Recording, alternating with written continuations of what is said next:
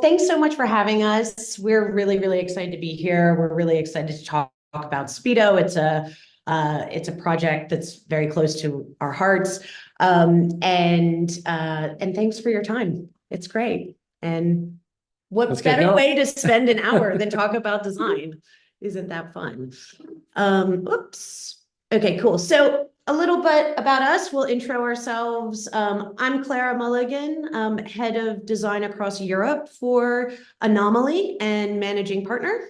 And I'm Barrett. I'm head of design for London Anomaly.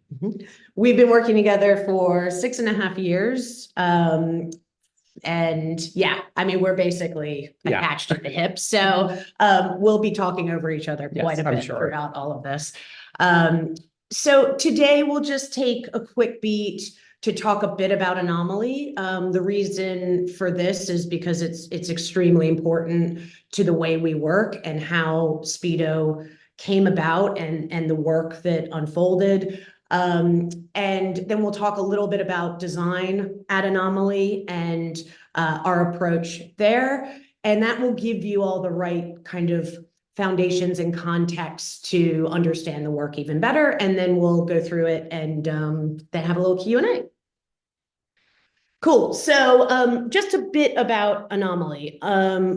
We work for Anomaly. It's a creative agency. But the idea for the company is very much in the name. We are 20 years old, same age as Facebook. Little different in shape, but same age as Facebook. Again, the idea is in the name.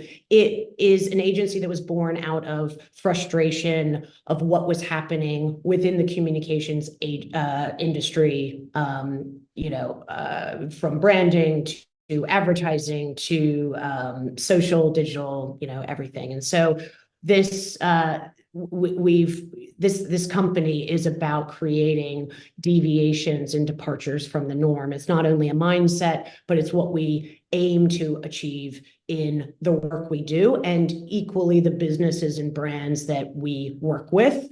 We're 800 plus across LA, New York, Toronto, London, Berlin, and Shanghai. And we're very, very fluid with our talent. So it's not unusual for us in London to be working with team members in LA or Shanghai or Berlin.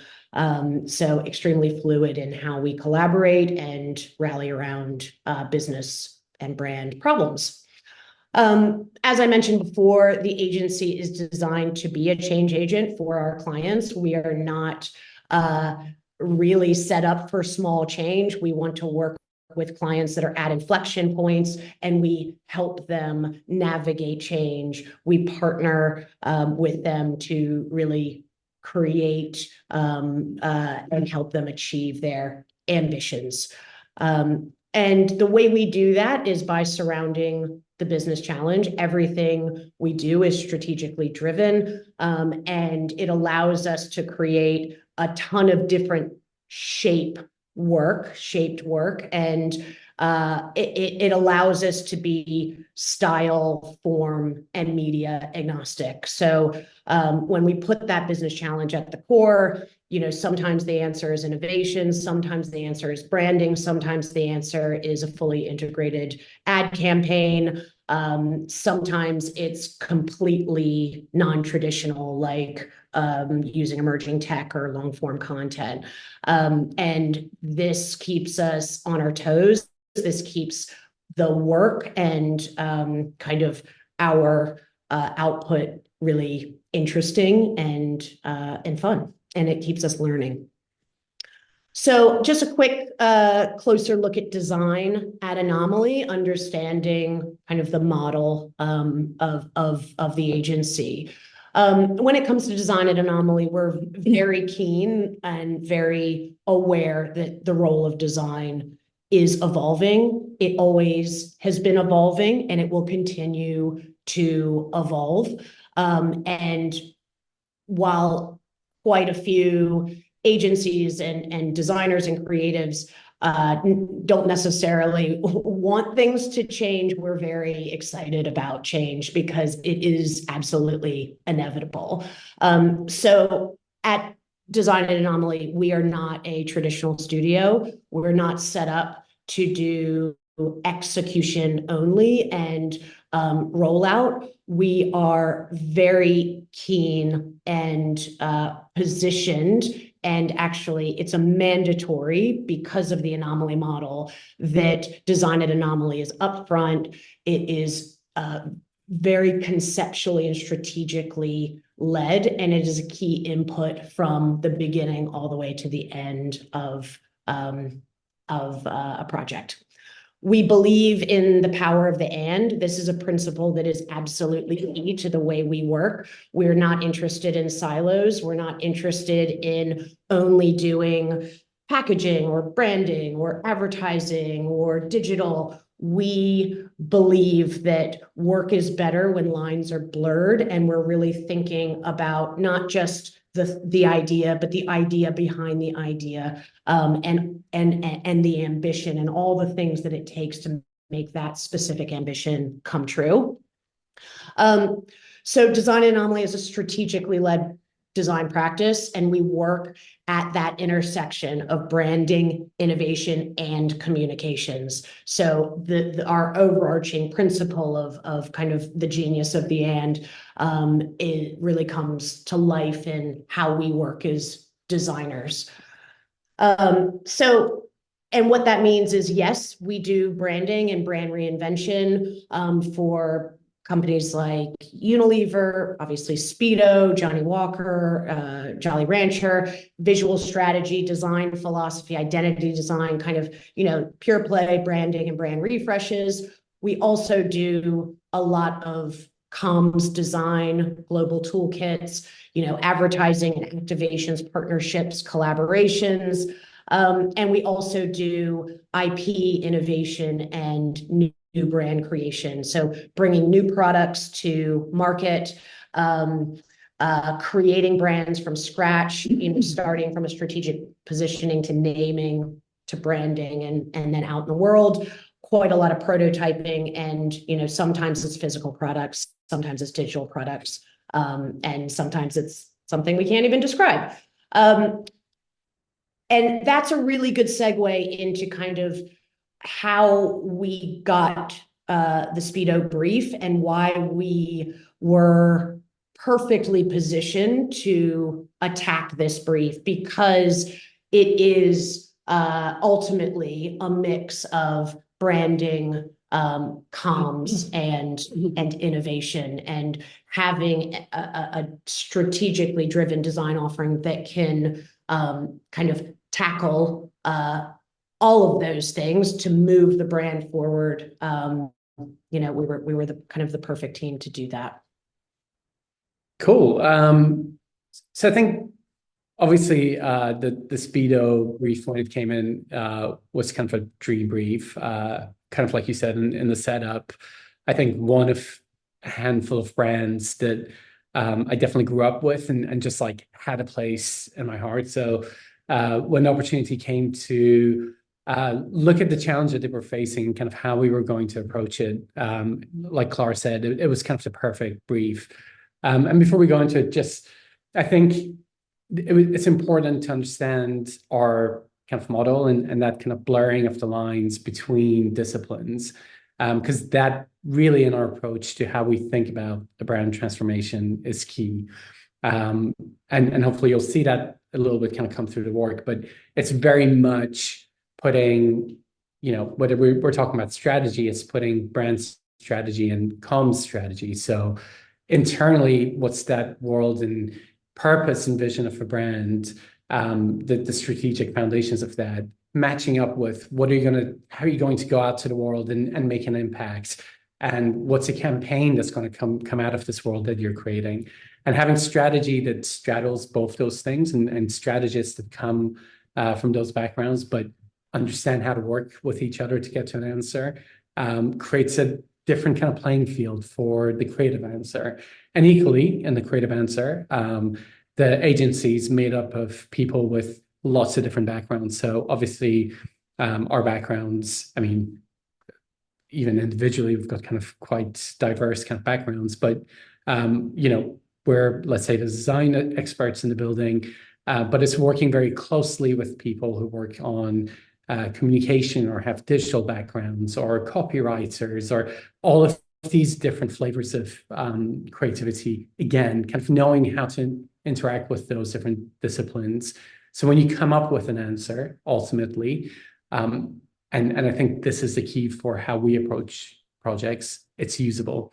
I think I've got a really strong feeling around like there's beautiful work that can get done, but it kind of sometimes I see kind of brand worlds, and then when I see them out in the world, they kind of I lose the connection. I'm like, what happened between the brown world being created and kind of what goes out into the world?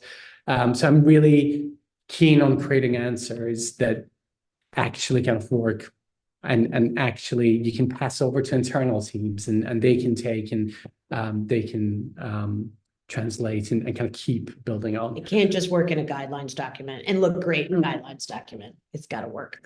So let's dig in, and there's so much to kind of talk about and so many little decisions we made, but at its core, Speedo, again, a brand that's kind of has gone through these moments of transition and kept that DNA, but again, I think every generation has their own understanding of the brand. And what was interesting is we weren't creating a new brand. It was very much a brief around an evolution of a brand. So it was super important to take equities that were built up over decades and kind of those memory structures and the place the brand already has in people's kind of hearts and kind of build on that and make sure our answer didn't break that kind of connection. So that was at its core.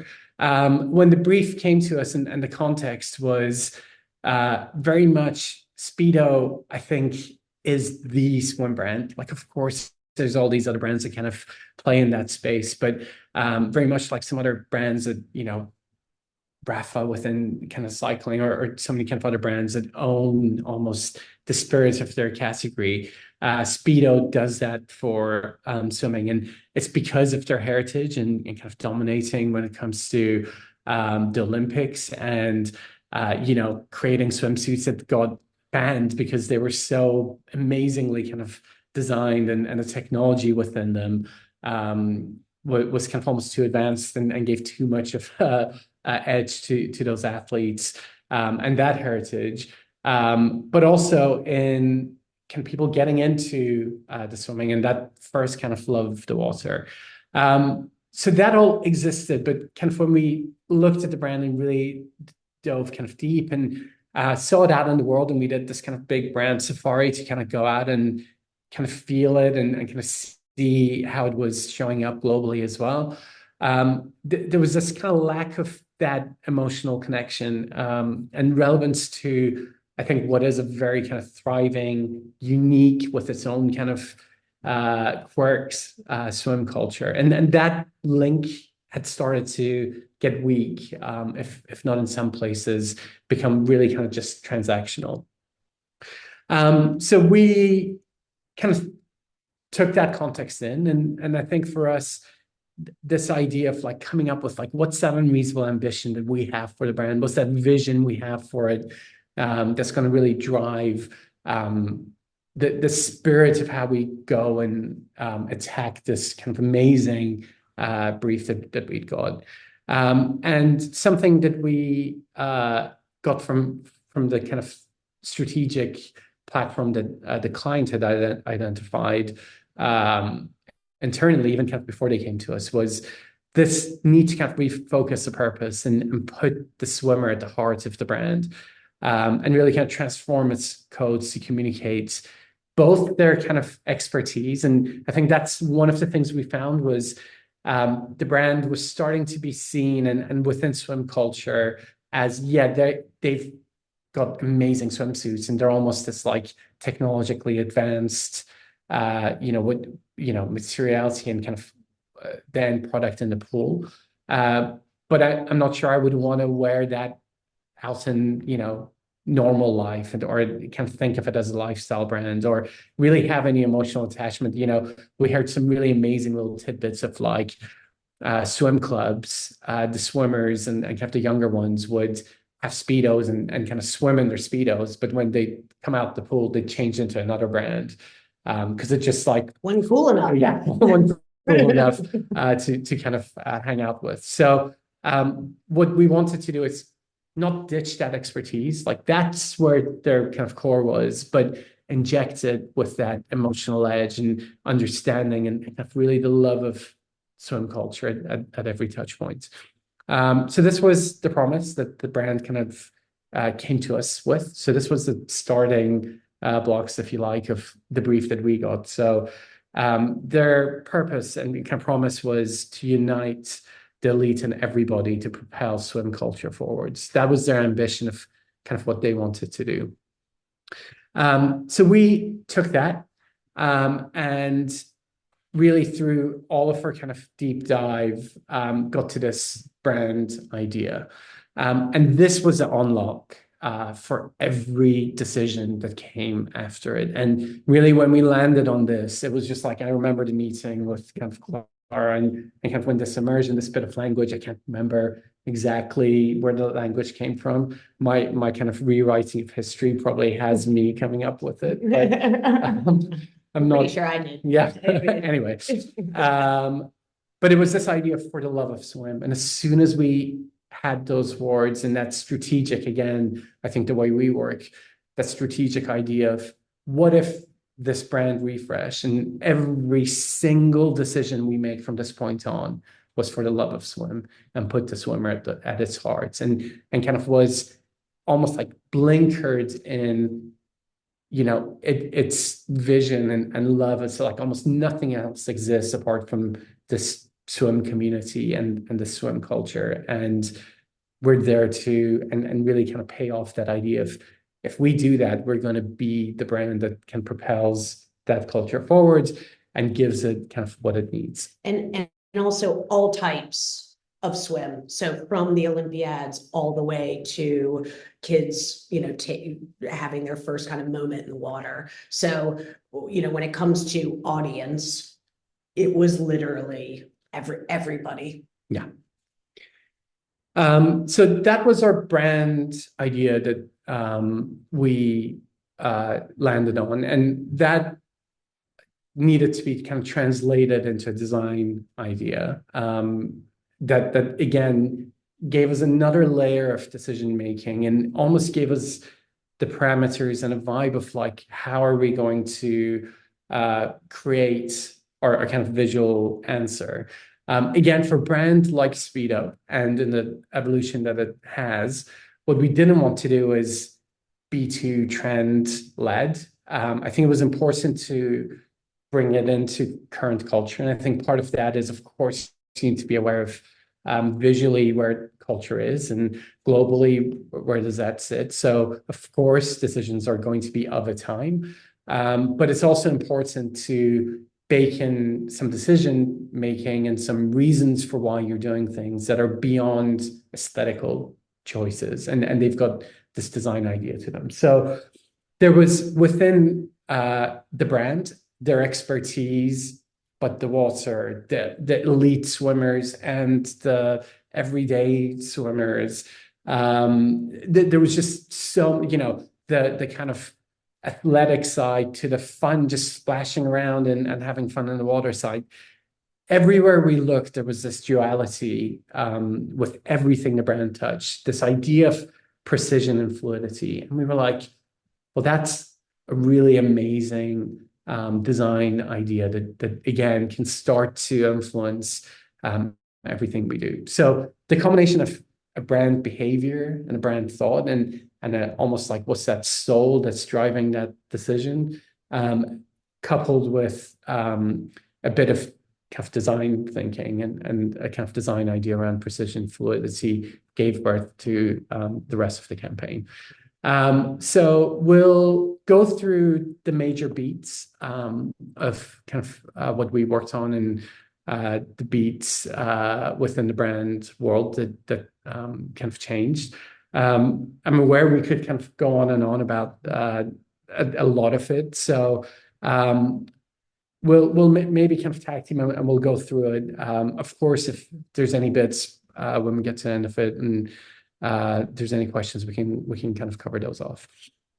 So the first one was, of course, the logo.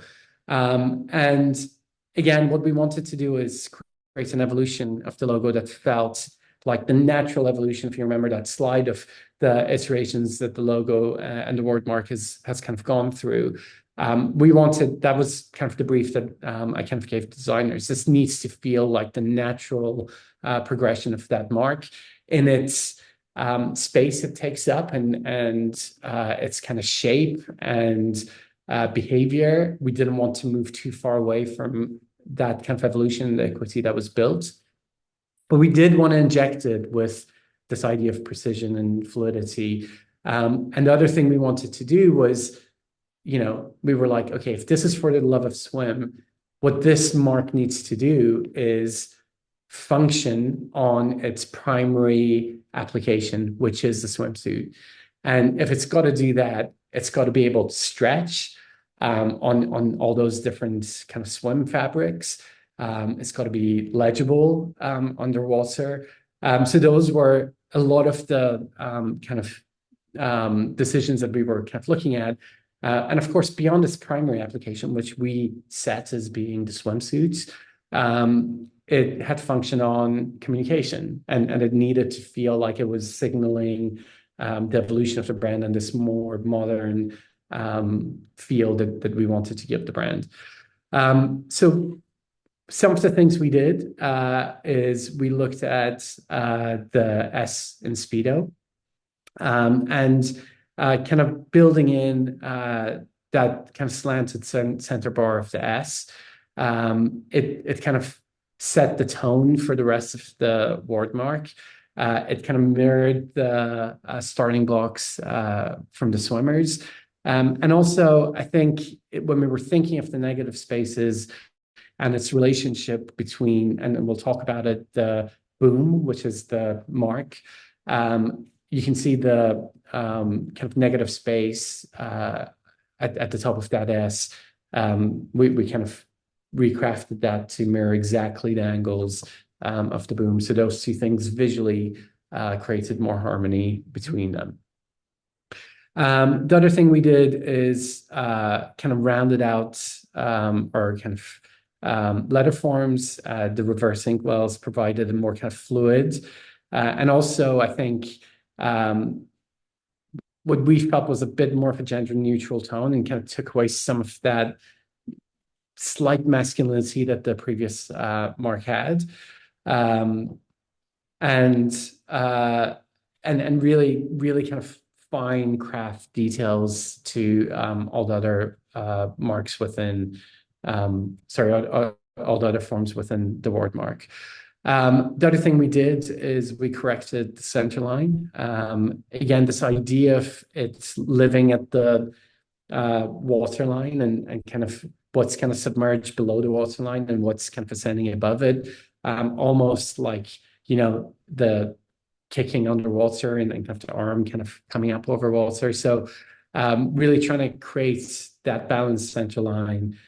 So it kind of felt like it wasn't kind of too outweighed in either kind of direction, and really created that balance. And again, doing that had a very functional point, which was and we did loads of tests, and that was kind of super fun as well. You could really stretch that logo on from kind of either direction, and yes, of course, it would kind of change shape, but it kind of roughly kept that legibility. And again, like we were coming up, we knew the first kind of application of it would be kind of on caps and at the Olympics, and making sure you had really great visibility there and kind of for the cameras was key. Do you want to just talk about some of these? So, we started to kind of, based on what B was just saying, it had to work on product, it had to work on comms, and that's what, all those small tweaks and details really helped us do that. But one of the big moves was separating the two icons, so the word mark and the boom. And the reason we did this is that independence allowed us to be much more iconic with placements, how it showed up across a breadth of touch points, and allowed us to emphasize the word mark where we needed to emphasize the word mark and capture the energy of the boom when we needed to do that. And so we kind of created this almost these swimming logos so they could really kind of reprioritize themselves based on the type of communication and the type of application that we were working with. This just gave us so much more freedom to be extroverted when we need to be extroverted and iconic when we need to be iconic. And it gives us the freedom that, so we could turn every media space into kind of a swimming environment. So those two elements could really play together and work together. Again, much more freedom than everything all having to be locked up at all times. So even moving on to merch and how you can create so much more interest by, rather than repeating the logo twice, you can actually be much more kind of visible and iconic by splitting them apart and just much more interesting. And then equally in digital and in motion, it allows us to be much more fluid with how the boom is used and how the word mark is used and how we can use them as graphics in some places and as punctuation in others. I think that was a really good, again, there's an example of, I think the last iteration of the logo was done before, brands needed to show up the way they need to on digital spaces and kind of animation. So when we were thinking about it wasn't just a aesthetic choice to separate those two elements from each other and kind of give them this new relationship, but kind of, again, working with our creatives that are more kind of digital natives and thinking about sequencing and just application of that logo within digital environments. It just started to give you a lot more freedom without having to, again, having not thought of that problem that might come up down the line and then having to come up with a solve for it, or again, disparate agencies making their own decisions on kind of how that looks and kind of works. So again, trying to come up with even these little decisions that kind of travel really kind of far down the line and kind of thinking of lots of different end use examples. So, we had digital applications to think about, we had communication applications to think about. Obviously, we had lots of fun working with Speedo's internal product teams in terms of getting that mark and what that means on the actual suits, but also physical spaces and products and packaging design. So really a decision that was a small decision, but really kind of gave birth to lots of flexibility and solutions for loads of like tricky little applications. Yeah, I mean, the flexibility was just absolutely, necessary to do what we needed to do. The boom, talking quickly about the icon. So really our focus with the boom outside, once we kind of established a separation between those two elements, we needed to start to pour meaning into the boom. When we started working on the project, it was clear that the boom didn't really have a key meaning. It had heritage. Some called it the boomerang, some called it the boom, some called it the swimmer. And we needed to kind of establish what it was, but also what its role was, so we could pour more meaning into it, put it more, not as a kind of a secondary attachment to the logo, but actually make it an identifying element that it could be used independently. So, we started to create a bit of a story around that. And also we found these really interesting visual connections between the boom and the swimmer.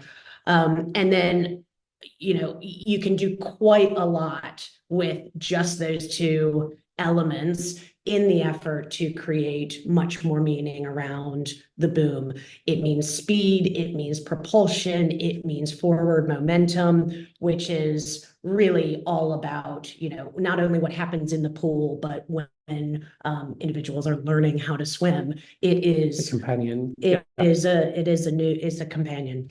And then it can also be used very functionally as well as kind of a punctuation, an underline, a pointer, and help link all the branding through a really simple element.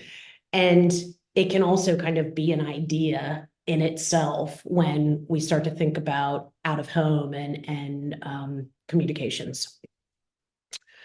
And we can tag team on this one, but like, going back to what we were talking about product wise, another very kind of important and functional reason that we needed to not separate, but decouple the word mark from the icon is for product placement. So this is a logo system that is built for product, which is, how Speedo became Speedo through merchandise and amazing products and distribution. So we really have these three different buckets of how we would apply it to swimsuits. One is iconic placements. This is front and center, no BS, and specifically placed so they show up in competition on TV, really. Also, and making sure from every angle, whether it's under the water or at the starting blocks, that logo is able to be seen. Speedo has more Olympic medals, gold medals, than any other brand on the planet. So it's important that we, are proud about that. We also have expressive placements that are really more used for lifestyle suits and more on the leisure side of the product range, where we can play with the boom and make it swim. And then extroverted placements that can really span between elite performance and competition all the way to lifestyle, where we have these kind of big unmissable placements that make for great merch and also looks great on TV. Cool. Moving on to color. Really at the core of the palette when we kind of got our hands on the brand were not that much color. It was really a kind of red, white, and black. And again, going back to that precision fluidity, we had these two kind of natural colors. So the iconic color, the reds kind of representing that more kind of humanist side of the brand, and blue, which obviously is our kind of natural habitat. What we did is we gave those colors, those kind of iconic core colors, a bit more of reason and kind of purpose. So kind of really doubling down on that iconic red. I think for a certain generation, at least, when you think of Speedo, a certain kind of red comes to mind, and it was about harnessing that. So transitioning that to being this kind of heritage red, even kind of pairing it with some of our heritage logos for that kind of range. But this was another one of those little magical moments that kind of came out of that idea for the love of swim. So when we were thinking about color within the brand, and when we kind of landed on that thought, one of the conversations we had was, well, if we're thinking about color and kind of iconic color, what would be that identifiable icon color for the brand if you put it through that lens? And we just got to this idea of course, Speedo being the swim brand, it would be the color that's most visible underwater. And we really went down a rabbit hole, and we found this bit of research that had been done on safety equipment, and this kind of hyper kind of fluoro green color was is the most visible color on the water. So what we did is we loved that, and we were like, well, that just has to be part of the brand, and it just really tells the brand story so well. And it's distinctive, but also functional. Absolutely. Again, not just an aesthetic choice. So we wanted to get to a unique, ownable version of that. So we took that idea of the most visible color on the water. We also like this idea of just injecting it with a bit of that Olympic heritage, so that kind of Olympic gold. It's one of those touches that, like, I think designers would love, but no one will ever know, and they don't need to know. But we worked with Pantone to kind of get to a unique shade of that green for Speedo, and the hyper yellow was kind of born. So we introduced that as a new icon color for the brand, this little kind of animation. And it's now kind of being used on a range of their kind of accessories, and has details on their elite kind of swimming, some of their elite swimming suits. But really, again, to that point of it plays multiple roles. It's identifiable as this kind of new iconic color. It helps identify someone else who's part of that community, and kind of you see it and you're like, right, that's kind of one of my people. But again, at its core, it's very functional. It's kind of visible underwater, and has that aspect to it as well. So that was one of the decisions we made. I didn't talk about the blue. Just to top line kind of talk about that. We used that as a way to take water where there wasn't water. So we thought about that a lot in physical spaces where you're in a store. Blue kind of plays a really important role in, again, taking our natural habitat there. So we've just, in the interest of time, kind of haven't dove into that.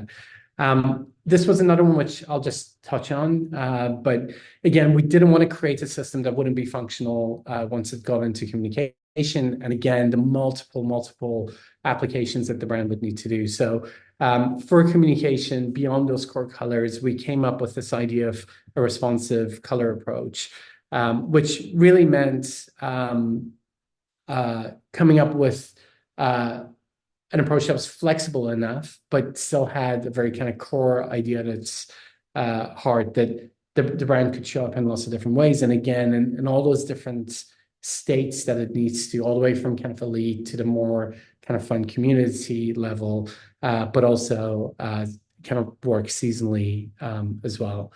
So how it worked was we kind of chose, we have mostly a kind of white canvas for the brand. But then the color approach is very much led by hero imagery and the dominant color within that. Now, whether that is coming through our products and our swimsuits, or the photography itself, it just meant it kind of gave us and the brand flexibility in the future to kind of show up in a way that feels unified, but isn't constrained to, you've got 12 colors and you can never deviate from them. Again, examples of us using the responsive color system kind of being led by imagery, and some more examples of that in different sorts of application. So there was a lot of thinking that kind of, again, went into it. I'm kind of looking at time, we don't have much. So this just shows a breadth of all the way from kind of kids to lifestyle to fitness and training and pro, how we applied that responsive color theory for the brand. But at a glance, all those different states still feel like they come from the same brand. I'll go through typography quickly. I think the next one, which is our layouts and grid systems, quite interesting, and I want to kind of spend a piece on that. For the typography of the brand, again, a really important identifying factor for any brand. What we wanted to do is give the brand a kind of core typeface that was, again, made of swim and kind of mirrored some of those arches and kickers and ascenders that mimic kind of swimming motion and swimming forms. And that gave birth to kind of Speedo Sans, which was geometric sands that had a nod to, it was kind of an adaptation of the face Gilroy. But we kind of worked with our kind of type foundry partners to customize it for Speedo and kind of introduce some of those beautiful ligatures and details within the typeface. Just some examples of application of type. You can, it was key, again, the kind of spectrum of audience and touch points that we needed to design for.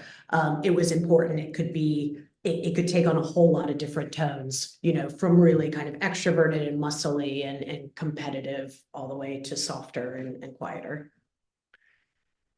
And then compositions. I think this was another really fun one to explore and kind of get a system that was born from our same idea. And our inspiration was pools, and kind of it started with pool tiles as the building blocks of that grid system.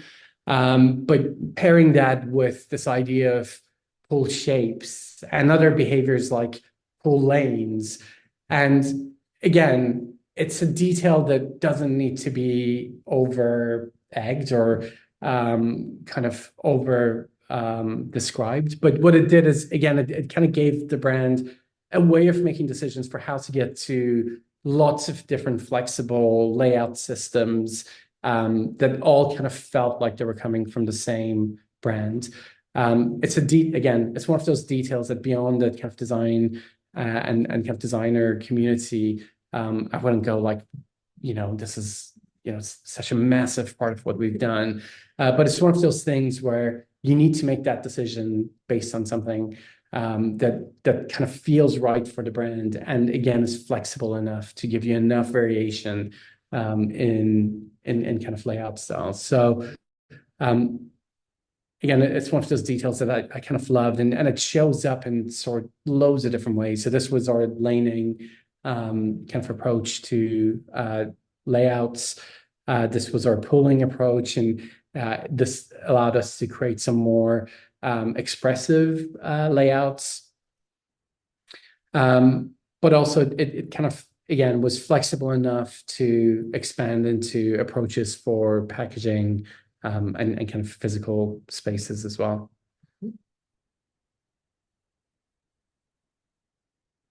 Quick one on tone of voice. Last bit before we kind of show it all together is tone of voice.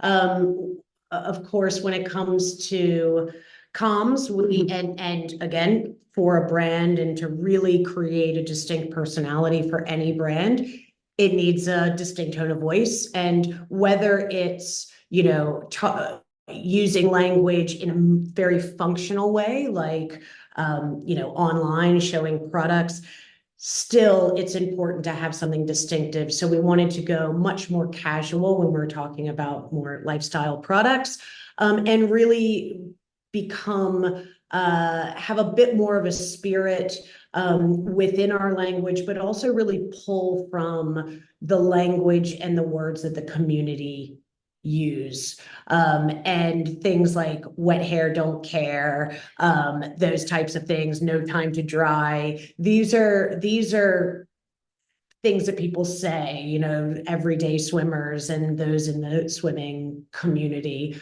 But equally, we needed to be able to be very direct around product benefits and again, online and on packaging. So little bit about tone of voice, and again, we don't have a ton of time, but we'll just wrap up with all of those elements based on For the Love of Swim. This was the old kind of brand that was very disparate and didn't really have a core kind of philosophy and personality and approach, and then moving it into this world. And you can see on the far left, those are the Australian kits from the Olympics, and it's being used out there in the world, and something it's just all around much more modern, fit for a digital space, yes, but also a physical space. Every single element was designed to communicate something, whether it was as abstract as a feel or something very functional as, why this suit is amazing. And quite a lot of thought in how it works internally in guidelines, but also out in the world in digital, at swim meets, and really considering all touch points and making sure that it's fit for purpose, not just looking amazing in a guidelines document or ultimately on a blog somewhere. It's got to work in people's hands. I think just on that note, like projects like this, it's a massive effort from loads and loads of different people. And that's what makes it really exciting. And then they go through loads of different phases before, you come out the other end. And I think we had amazing partners in Speedo, and then kind of they definitely played such a huge part in awesome clients.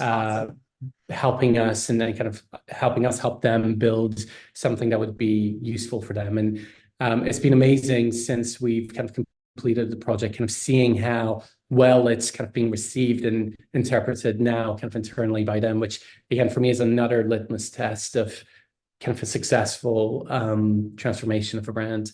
Yeah, it's not just about good luck, brand evolving things, and they need to work for the people that use them every day. This is just to conclude our sizzle reel for the rebrand, and we'll just play this and then we can. Yeah, hopefully the sound plays. I don't know if I let me know, Chris, if it doesn't.